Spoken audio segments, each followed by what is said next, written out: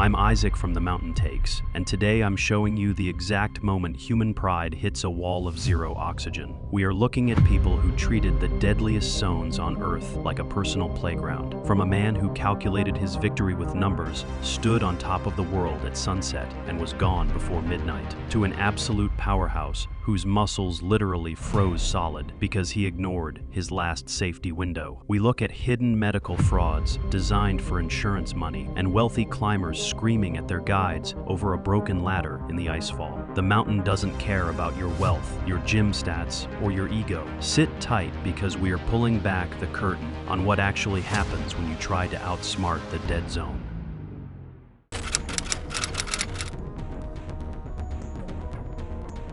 On May 22, 2021, the South Summit was choked with ice and blowing snow at -34 degrees. The wind speed was clocked at 44 knots, creating a wind chill factor that could freeze exposed skin in less than 60 seconds. Werner Steinbach was a 52-year-old corporate consultant from Innsbruck who had forged his mandatory medical clearance forms to hide an advanced coronary artery condition. He had spent his life savings on the trip and believed his personal willpower could override a physical blockage in his heart. Within hours, that choice produced a fatal sequence. Werner was the kind of client who treated guides like hired servants, once stating loudly at base camp, "I paid for a summit attempt, not a medical evaluation." His guide was Ngawang Tendi, 31, who had survived a 70-foot crevasse fall rescue in 2018 and held 6 summits across Everest, K2, and Annapurna. Ngawang was trying to build a 3-room trekking lodge with his wife in Namche Bazaar to secure their financial independence, a project costing $18,000. Ngawang noticed Werner was experiencing severe chest pains and using an unprescribed vasodilator during the acclimatization rotations. When Ngawang raised the issue with the expedition doctor, Werner threatened a massive breach of contract lawsuit against the entire agency, utilizing his legal connections to silence the staff. The system dismissed the concern to avoid the litigation. Werner's behavior escalated on the summit push, where he began consuming double his allocated oxygen flow rate to combat his failing circulatory system. Ngawang quietly accepted the situation and stopped making official entries in the logbook, focusing entirely on keeping the man moving. By 11 a.m., the bottleneck near the Hillary Step was 3 hours long. That was the moment the medical fraud caught up with him. Werner suffered a massive cardiac event at 28,700 feet. He collapsed directly onto the fixed line, blocking the entire route. Ngawang spent 2 hours performing compressions in the freezing wind while other climbers scrambled over them. Same outcome, 2 completely different conclusions about what it meant. That distinction is everything. Werner died on the rope, his face turning a deep, hypoxic purple. I keep coming back to the tactile detail of his heavy plastic boots, dangling uselessly over the Kangshung face, while Ngawang tried to secure his frozen remains to the anchor. Ngawang suffered severe frostbite on his toes during the prolonged attempt to revive his client, requiring partial amputations that ended his career as a high-altitude guide. He was 31 when he retired from high-altitude work. 31. The half-built trekking lodge in Namche Bazaar was sold to a competitor for a fraction of its value to pay for his medical bills.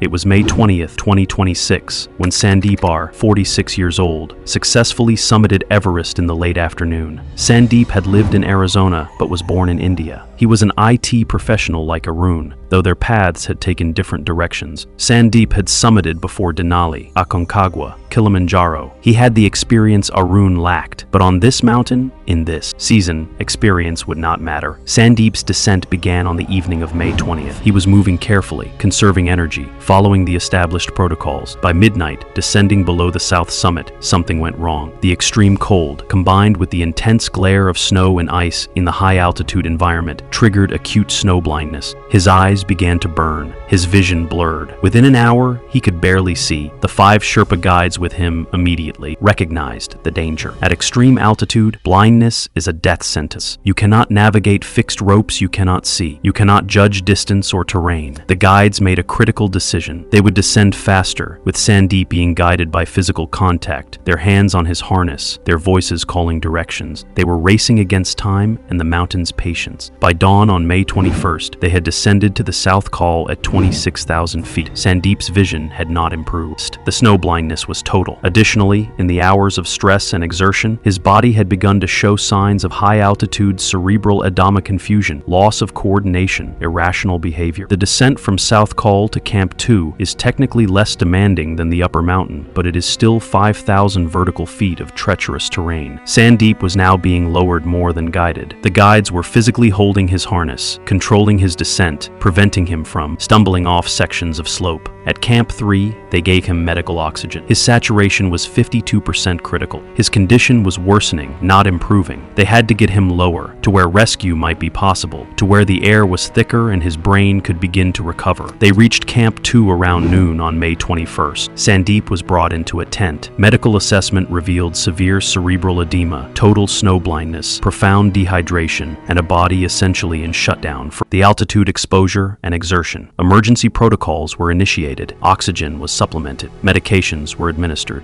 Experienced high-altitude rescue personnel worked through the afternoon, doing everything medical science allows at 21,000 feet. At 4:30 p.m. on May 21st, Sandeep's brain gave out. The swelling was too advanced. His respiratory system failed. Despite every intervention, his body would not respond. Sandeep died with 5 Sherpa guides around him, their hands on his shoulders, speaking to him in a language he could no longer understand. He left behind a 17-year-old son in Arizona who would grow up knowing that his father had reached the summit of the world's highest mountain and then disappeared into the mountain's indifference. The expedition organizer released a statement attributing the death to altitude sickness and exhaustion. Sandeep's climbing partner, Tulasi Reddy, who had spent more than a month with him on the expedition, gave an interview to media. "He was the strongest climber I have ever met. On the mountain, none of that strength matters. The altitude doesn't care how strong you are. It just takes what it needs." 2 summits, 2 descents, 2 deaths on the same mountain on the same day. Both men had prepared intensely. Both had reached the top. Both believed they had won. The mountain showed them that winning is not the same as surviving. The descent is where Everest collects its dead, and these 2 Indians would join thousands of others whose ambition exceeded what their bodies could endure. If you've ever summited anything and thought the hardest part was behind you, let me know in the comments. Subscribe for more stories of mountains that teach lessons at the cost of lives. I'm Isaac, and I'll see you on the next ascent.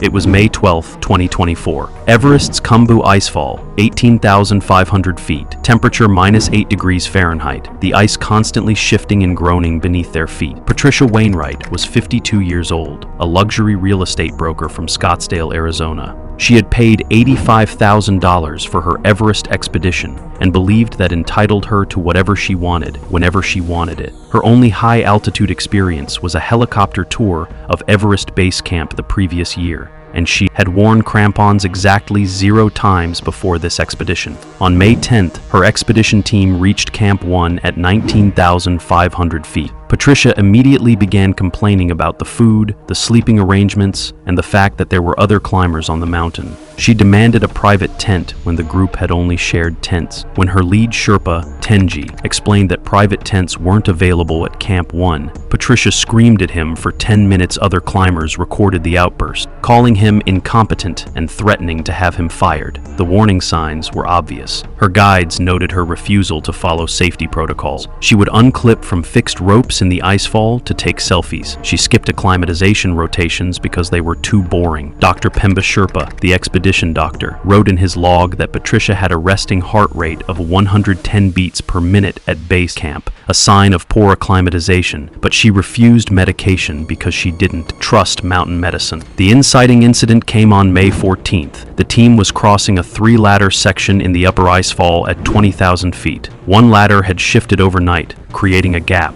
Patricia reached the broken ladder at 7:23 a.m. and stopped. When her Sherpa, Tenji, told her to wait while he stabilized it, Patricia began screaming. Witnesses heard her say, "I paid $85,000. Fix it now. I don't have time for your incompetence." Tenji tried to explain that rushing could collapse the entire ladder bridge. Patricia grabbed the fixed rope and tried to cross anyway. Her crampon caught on a loose rung. She lost her grip at 7:26 a.m. She fell 30 feet into a crevasse, landing on her left side on an ice ledge 15 feet down. The escalation was immediate. Team members lowered a rope. Patricia was conscious but had a compound fracture of her left femur bone visible through her down suit. Tenji reached her at 7:41 a.m. She was still demanding things, yelling at him to get her out faster, complaining that her leg hurt and that this was his fault for not fixing the ladder properly. They extracted her at 8:15 a.m. The rescue descent through the icefall took 4 hours. Patricia was in and out of consciousness. Her oxygen saturation was 62% at 19,000 feet. Anything below 70% at that altitude indicates severe injury combined with hypoxia. The death moment came at 12:47 p.m. on May 14, 2024, at Everest Base Camp, 17,500 feet. Dr. Pemba had set up an emergency trauma station. Patricia's leg was splinted, but internal bleeding from the femur fracture had been ongoing for over 5 hours.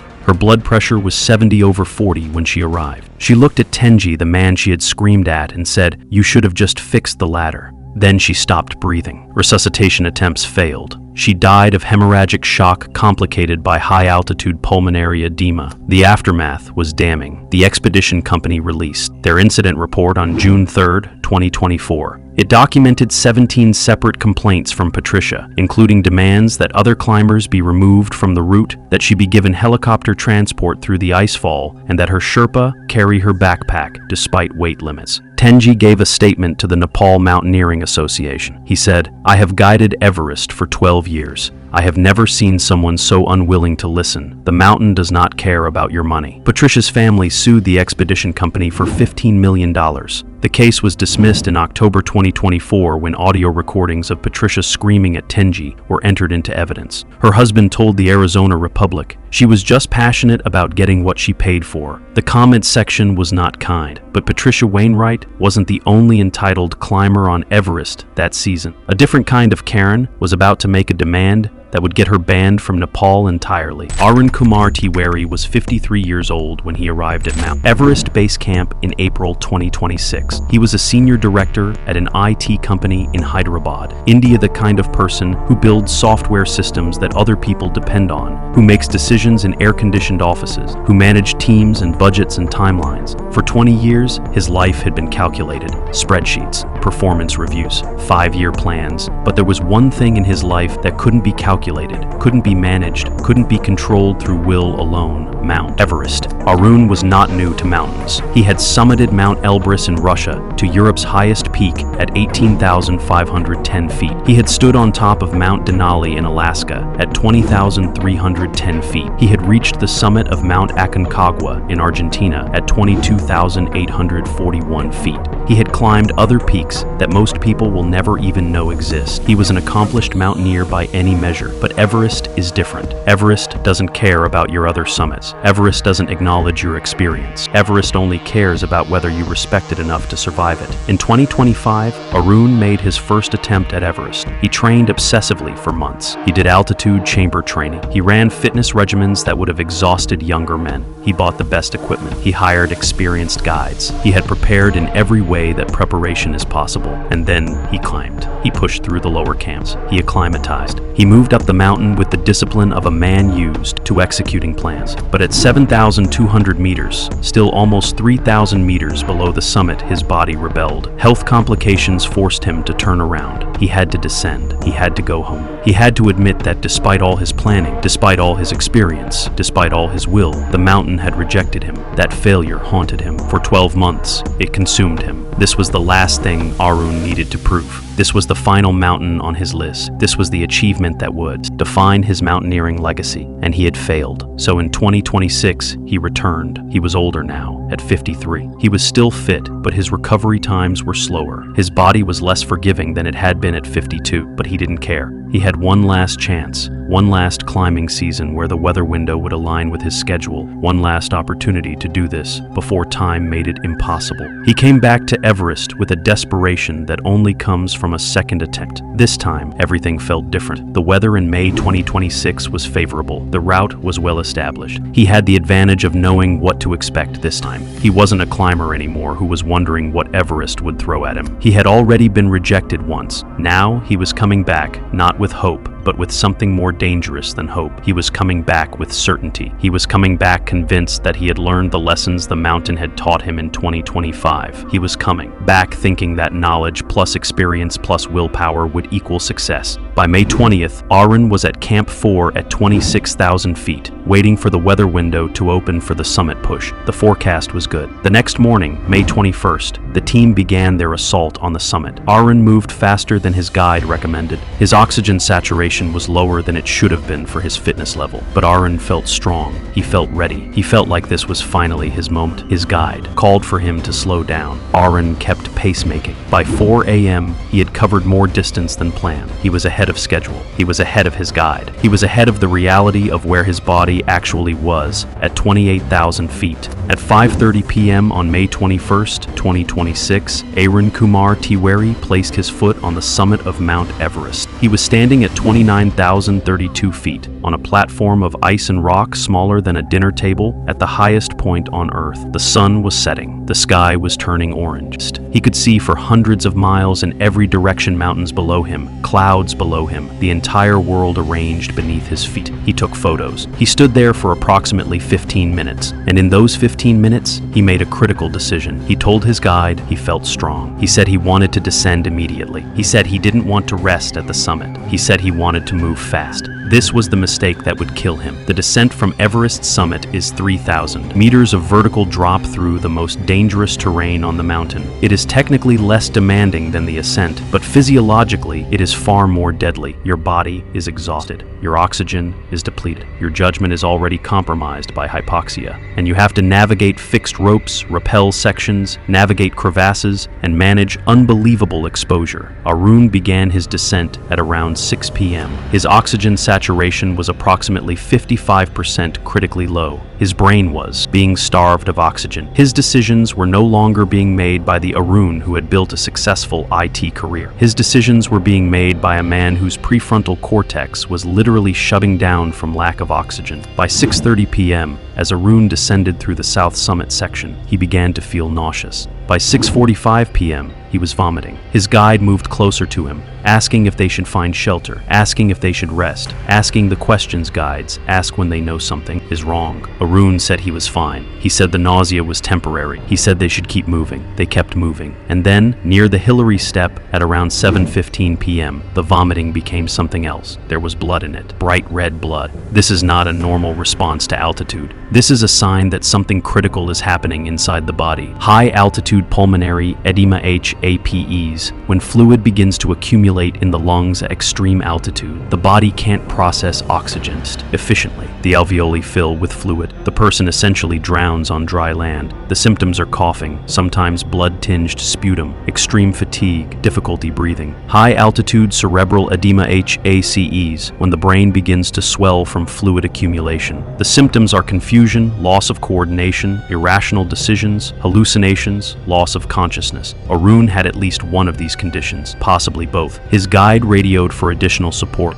The communication was choppy. Two other Sherpa climbers who had been assisting other clients on the mountain received the distress call and began moving toward Arun's position. By 8 p.m., there were now 4 people with Arun's primary guide and 3 Sherpa climbers. They were all trying to bring him down from the Hillary step. They were all trying to move as fast as safely possible in the dark with a man whose body was failing. By 8:30 p.m., Arun could barely walk. The Sherpas were now physically holding him, using his harness to lower him down the fixed ropes, dragging him through sections of the mountain where one mistake means a 1,000-foot fall into darkness. At 9 p.m., they had descended approximately 300 meters from the Hillary step. Arun's condition was worsening. His confusion was increasing. His body was moving only because the Sherpas were moving it. One of the guides later reported that Arun asked them where they were. They told him they were descending to Camp 4. Arun said. Which mountain are we on? This is what extreme hypoxia does. It erases your sense of reality. You literally don't know what mountain you're climbing. By 9:30 p.m., they were still trying to reach Camp 4. Arun's oxygen saturation had dropped to approximately 48%, a level at which the human brain cannot sustain consciousness much longer. His breathing was shallow. His movements were mechanical. The Sherpas were holding him, guiding him, trying to keep him moving down. At 9:47 p.m., just metered. Below the Hillary step, Arun's body gave out completely. His heart had taken too much punishment. His lungs had filled too much with fluid. His brain had suffered too much oxygen deprivation. His systems began to shut down. The Sherpa guides recognized what was happening.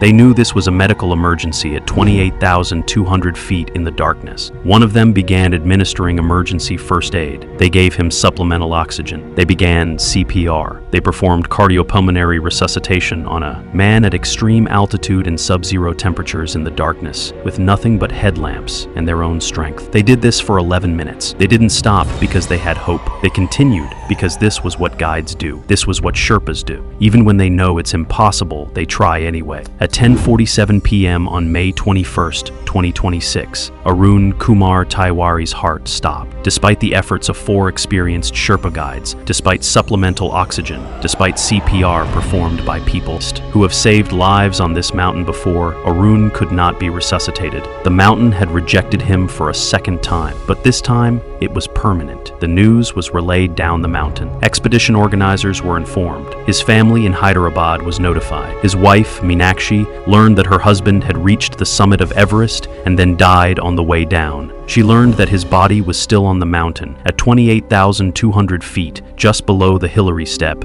in the death zone where it would remain frozen in ice forever. The question then became, what do you do? Do you attempt a recovery? Do you try to bring the body down? Pioneer Adventures owner Nivesh Karki provided the facts. Recovery from 28,200 feet requires a team of 8 to 12 highly trained Sherpa guides. It requires multiple days of work in sub-zero temperatures. It requires cutting a frozen body out of ice using specialized tools. It requires lowering that body down thousands of feet, avalanche-prone terrain using ropes. It requires massive amounts of bottled oxygen because the guides need to breathe too. It requires a cost of approximately 90 lakh Indian rupees, roughly 94,000 US dollars. And even with all of that effort, the chances of successfully recovering a body from the Hillary step are extremely low. Insurance provided by the expedition company covers helicopter evacuation, but not manual body recovery. The logistics are nearly impossible. The dangers are extreme. The cost is prohibitive.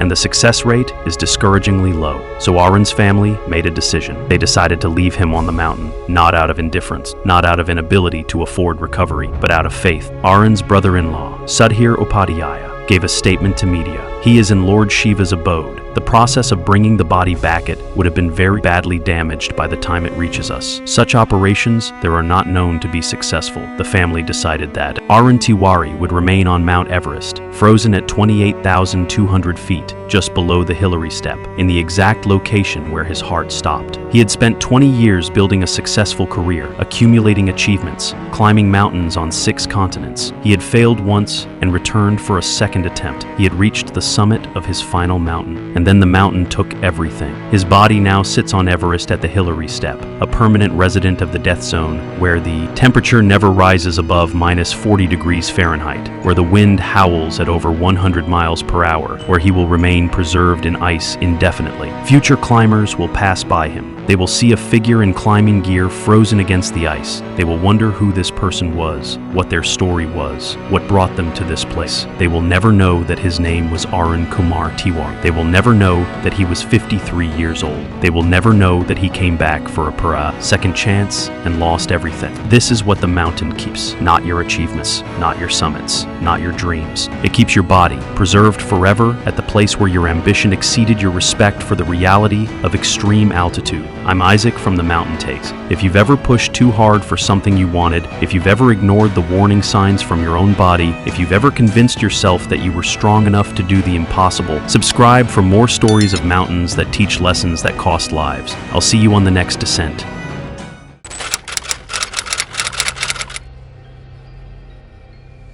On May 24, 2022, the upper slopes of Everest were a freezing gallery of lost ambitions. The temperature at 27,000 feet was -26, with winds sustained at 40 miles per hour. The blue sky above offered no comfort, looking brittle and thin as the high-altitude atmosphere stripped away the warmth from everything it touched. Vanessa Holt was a 29-year-old freelance photographer from Austin who had raised $85,000 through a highly publicized online crowdfunding campaign for a charity climb. The fraud was internal. Vanessa had secretly negotiated a deal with a cut-rate, third-party logistics company to provide expired, low-cost oxygen cylinders, allowing her to pocket nearly 70% of the donated funds for her personal photography studio. She didn't realize it yet, but that choice had already set the timeline. Her guide was Lakpa Dawa, a 37-year-old rescue specialist with 11 major summits to his name. Lakpa was climbing to fund his elderly mother's specialized cardiac care in Kathmandu and to repair their ancestral home, which had been compromised by tectonic shifts. Lakpa checked the pressure valves on the canisters at Camp 4 and found that the seals were degraded, causing the oxygen to leak at a rate 40% faster than normal. When he brought this to the low-cost agency's attention, they told him that no other cylinders were available and that if Vanessa wanted to turn back, she would receive no refund. Vanessa dismissed Lakpa's warnings, stating that her online donors expected a summit and that she wouldn't let logistical paranoia ruin her brand. Her insistence escalated into a midnight departure against the advice of the weather spotters. Lakpa quietly accepted her decision, loaded the faulty cylinders onto his pack, and moved upward into the darkness. By the time they reached the balcony, 2 of the primary cylinders were completely empty. That was the mistake. On the descent from the south summit, Vanessa's supply failed entirely. The oxygen starvation was immediate, causing her to lose motor control within minutes. By the time someone can't touch their own nose, the window is almost closed. Lakpa was forced to hook his own functional oxygen supply to her mask to keep her moving,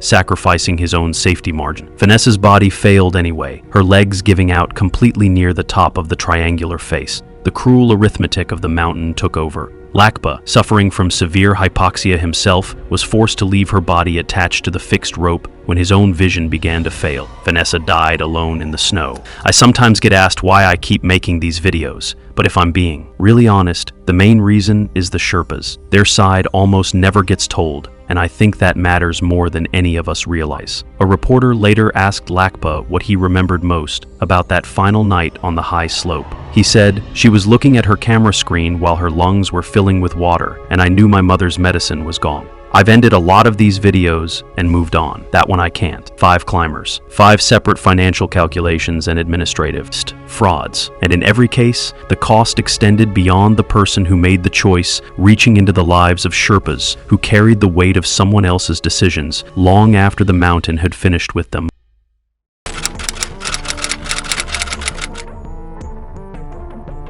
It was May 21, 2026, on Mount Everest summit ridge at 29,032 feet, where the air contains only 1/3 the oxygen at sea level, and the sun was beginning its descent toward the horizon. Arun Kumar was 53 years old, an IT professional from Hyderabad, India, who had spent his career building software systems and managing complex technical projects. He approached mountaineering the same way, with spreadsheets, optimization, and the belief that preparation could overcome any obstacle. His climbing resume was thin: an EBC trek, some lower peaks. This was his first serious expedition, and he had decided that Everest was the mountain to prove his worth. Arun had attempted Everest once before, in 2025, and had turned around at 7,200 meters due to health complications. That failure had burned him. He spent the following year preparing obsessively altitude chamber training, intensive fitness regimens, expensive gear, and a hired guide from Pioneer Adventures. His wife, Meenakshi, had watched him train with the intensity of someone who couldn't afford to fail twice. His daughters, Anushka and Vidushi, had heard him talk about this summit the way other people talked about destiny. At base camp in April 2026, Arun's guide had noticed something troubling. The client moved too fast during acclimatization rotations. He complained about rest days. He questioned the pacing protocol. The guide raised concerns with the expedition leader. This climber was treating the mountain like a business problem to solve rather than a force to respect. The leader listened, did nothing. Arun had paid the full price. the expedition would proceed as planned. By Camp 3, Arun was showing early warning signs that his body was struggling: persistent headache, nausea, difficulty sleeping despite exhaustion. His oxygen saturation readings were lower than expected for his fitness level. The guide suggested a rest day. Arun refused. He had scheduled this summit for May 21st, and nothing would change that timeline. He had told his office he would be back on May 25th. He had made commitments. At Camp 4, on the morning of May 21st, the weather window was perfect. Clear skies, reasonable winds. The summit push began at 9 p.m. under a star-filled sky. Arun moved too fast. His guide called for him to slow his pace. Arun said he felt strong. By 4 a.m., they had covered more distance than planned. Arun was ahead of schedule. He was ahead of his guide. He was ahead of his body's ability to process the extreme altitude. Arun reached the summit around 5:30 p.m. on May 21st. He stood on the highest point on Earth for approximately 15 minutes, took photos, and began his descent. This is where the mountain reveals its cruelty. The summit is not victory. The summit is the halfway point of an ordeal that has already consumed your body's reserves. Arun's oxygen saturation was approximately 55%. His brain was being starved of oxygen. His judgment was already compromised, though he didn't know it. Descending from the Hillary Step at 6:30 p.m., Arun began vomiting. His guide moved closer, asking if they should find shelter. Arun said he was fine. He had come too far to stop now. At 7:15 p.m., near the South Summit section, the vomiting became worse. There was blood in it. His guide tried to radio for additional support, but the communication was spotty. They continued descending in darkness, with only headlamp light cutting through the cold. By 9 p.m., Arun could barely move. His guide and 2 other Sherpa climbers who had responded to the distress call were now physically supporting him, dragging him down the fixed lines. His body had completely failed. High-altitude pulmonary edema fluid filling his lungs. High-altitude cerebral edema swelling in his brain. Hypoxia so severe his organs were shutting down. At 10:47 p.m., just meters below the Hillary Step, Arun Tiwari's heart stopped. His guides performed CPR for 11 minutes in the freezing dark. It made no difference. His body had been pushed beyond the point where medicine or willpower could save. The autopsy in Kathmandu confirmed high-altitude pulmonary edema as the primary cause. The secondary causes were exhaustion, dehydration, and the cumulative damage of pushing his body beyond its altitude tolerance. Arun had ignored every signal his body was sending. He had treated descent like optional rather than essential. He had confused summit fever with strength. Pioneer Adventures director Navesh Karki released a statement. The guides worked as hard as physically possible to bring him down. But when the body begins to fail at that altitude, there is a point where no amount of effort can reverse the damage. That point comes sooner than most climbers realize. Arun's wife, Meenakshi, gave a statement to reporters from their home in Hyderabad. "My husband wanted to prove something to himself. The mountain proved something different. It proved that no amount of preparation can guarantee safety at extreme altitude. The mountain is not a business problem to solve. It is a force that does not negotiate with human ambition." The same mountain, the same day, a different story was unfolding just below.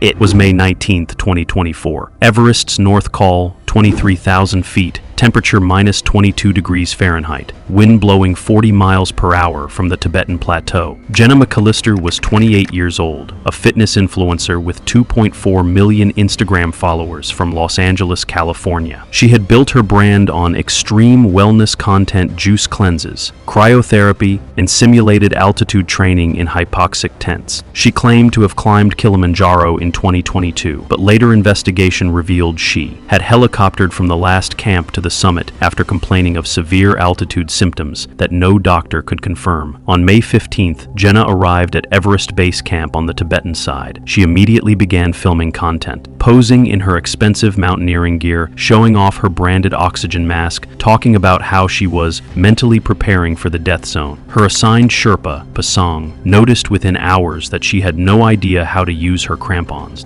She had never practiced self-arrest with an ice axe. She had never slept above 10,000 feet. The warning signs were everywhere. Jenna refused to participate in the team's acclimatization schedule. She said she didn't need it because she had trained in a hypoxic tent for 6 months. Dr. Tashi Wangil, the expedition physician, explained that simulated altitude doesn't replace real acclimatization. Jenna told him he was just trying to scare her for more money. On May 18th, the team climbed to the North Col at 23,000 feet. Jenna's oxygen saturation was 68%, dangerously low for a resting reading at that altitude. Dr. Tashi advised her to descend and try again after 2 rest days. Jenna refused. She said, "My followers expect me to summit on May 20th. I have sponsored posts scheduled." The inciting incident came on May 19th at 6:42 a.m. Jenna woke up at Advanced Base Camp, 21,000 feet, and announced that she had a headache. When Dr. Tashi checked her vitals, her oxygen saturation was 71%, her heart rate was 118. Jenna demanded that a helicopter be called to evacuate her to a hospital in Lhasa. Dr. Tashi explained that she did not meet the criteria for altitude-related emergency evacuation. Her symptoms were mild and would resolve with descent and hydration. Jenna escalated immediately. She began screaming that she had HACE, high altitude, cerebral edema, despite showing no symptoms, no confusion, no loss of coordination, no altered mental status. She called her agent in Los Angeles at 7:15 a.m. and told him to call the embassy, call the Chinese authorities, do whatever it takes to get me a helicopter. What Jenna didn't know was that her call was being monitored. The Tibetan Mountaineering Association had installed communication monitors at Advanced Base Camp after a series of fake distress calls in 2023. Her agent called the U.S. Embassy in Beijing at 8:30 a.m. The embassy contacted Chinese rescue services. A helicopter was dispatched from Lhasa at a cost of $47,000, money that would ultimately be billed to Jenna's travel insurance. When the helicopter arrived at 10:15 a.m., a Chinese rescue doctor examined Jenna. He spent 12 minutes checking her vitals, her coordination, her mental status. His report, later released to expedition companies, stated, "Patient shows no clinical signs of altitude illness. Oxygen saturation 74% at rest. Gait normal. Speech normal. Patient is requesting evacuation for headache only. This is not medically justified," Jenna demanded again. The rescue team, following protocol, loaded her into the helicopter at 10:33 a.m. She was flown to Lhasa, where she spent 2 nights in a private hospital room, posting Instagram stories from her bed captioned "Surviving HACE on Everest, so grateful for the rescue team." The posts were deleted 6 hours later when she realized the backlash was starting. The death of her career came on May 25, 2024. The Tibetan Mountaineering Association released a statement. Jenna McCallister had been banned from climbing in Tibet for 10 years for making a fraudulent distress call. Additionally, her travel insurance company denied her $47,000 claim after obtaining the rescue doctor's report. She was personally responsible for the entire cost. The aftermath was brutal. Expedition companies worldwide shared her name on private guides forums. By June 2024, no major guiding service would accept her. Her Instagram engagement dropped 73% after mountaineering. Influencers publicly debunked her story. A GoFundMe she started to cover unexpected medical expenses from my Everest rescue raised $340 before she shut it down. In September 2024, she posted a tearful apology video titled, "I made mistakes on Everest," but the comments were disabled within 4 hours. Dr. Tashi Wangil gave an interview to Outside Magazine in November 2024. He said she never had altitude sickness. She had entitlement sickness. The difference is altitude sickness clears up when you go down. Entitlement sickness follows you home. 2 climbers, Mount Everest, both thought the rules didn't apply to them. One screamed at her Sherpa until a crevasse shut her up. The other screamed for a helicopter until a bill for $47,000 shut her up.